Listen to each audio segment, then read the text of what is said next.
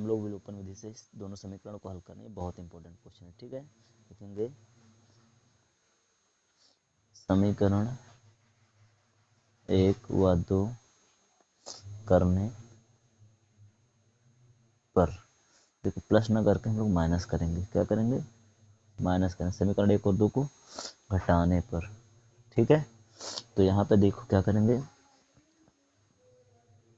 2x plus 3y equal to 11, 4x plus 3y equal to 17। ठीक है, देखो इसको हम क्या करें, माइनस कर रहे हैं ना। देखो यहाँ पे माइनस होगा, यहाँ पे माइनस होगा, यहाँ पे माइनस होगा। ठीक, ये कट गया। ठीक है, अब 4 में तो गए, माइनस 2x बराबर 17 में से 11 गए, माइनस 6 बनेगा। ठीक है, देखो माइनस से माइनस कट जाएगा, तो x इक्वल टू 2 3 6 3 बनेगा। ठीक है, x का मान समीकरण 2 में रख देते हैं। x का मान समीकरण 2 में रखने पर, ठीक है, समीकरण 2 रखने पर 2 का समीकरण 4x plus 3y equal to 17, 4x plus 3y equal to 17। देखो किसी भी इक्वेशन रख सकते हैं, चाहे पहले में रखो चाहे दूसरे में, कोई खास दिक्कत नहीं होती है। ठीक है, इस बात को आपको याद रखना है। तो यहाँ पे हम लोग देखते हैं, यहाँ रुक गया भाई तू। तो देखो हम लोग 2 पे रख रहे हैं, तो 4 इंटू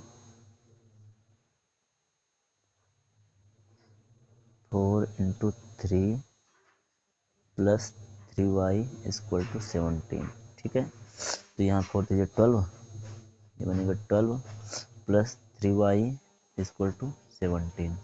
तो 3y इक्वल टू 17, 12 इधर आ जाएगा तो माइनस 12। ठीक है, तो 3y इक्वल टू 12 में से 17 में से 12 गए, 17 थे ना, हाँ 17 में से 12 गए, 5 आएगा, तो y इक्वल टू 5/3। ठीक है, ये हुआ हमारा x और y की वैल्यू। दूसरा क्वेश्चन है x minus y equal to 4 और x plus y equal to 10। ठीक है, समीकरण 1 समीकरण 2। अब क्या करेंगे, फिर दोनों को जोड़ देंगे। लिखेंगे समीकरण 1 प्लस 2 करने पर, मतलब जोड़ने पर। ठीक है, तो x minus y equal to 14, 4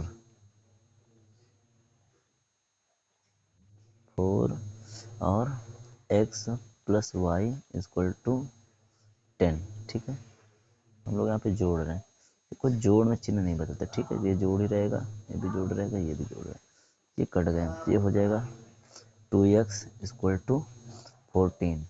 ठीक है, तो 2 7 जा 14, तो x इक्वल टू 7। x की वैल्यू समीकरण 1 में रखते हैं। मैंने कहा समीकरण चाहे जिसमें रखूँ, समीकरण 1 में x का मान रखने पर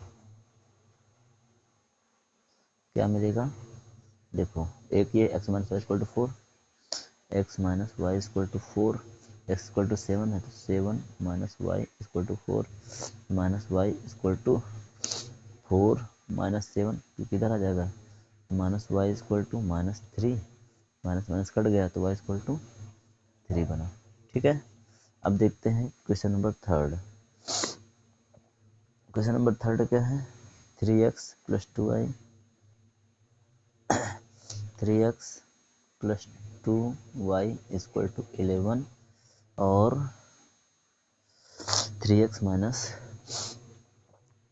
2y इक्वल टू 5। ठीक है, ये समीकरण 1 हुआ, ये समीकरण 2 हुआ। तो समीकरण 1 और 2 को जोड़ने पर, समीकरण 1 व 2 को जोड़ने पर, ठीक है, तो 3x plus 2y equal to 11, 3x minus 2y equal to 5। ठीक है, जोड़ने पर मैंने बताया चिन्ह नहीं बदलते हैं, ये आपको याद रहना चाहिए। तो ये प्लस रहेगा, ये प्लस रहेगा, ये भी प्लस रहेगा, ये कट जाएंगे। ठीक है, प्लस माइनस माइनस होता है ना यार, यहाँ पे माइनस रहेगा। ठीक है, प्लस माइनस माइनस, समझ रहे हो, तो ये कट गया। देखो 3 3 6x इक्वल टू 16 है ना, 11 5 16 ही होगा। x इक्वल टू, देखो 2 3 6 और 2 8 16, 8/3 बना।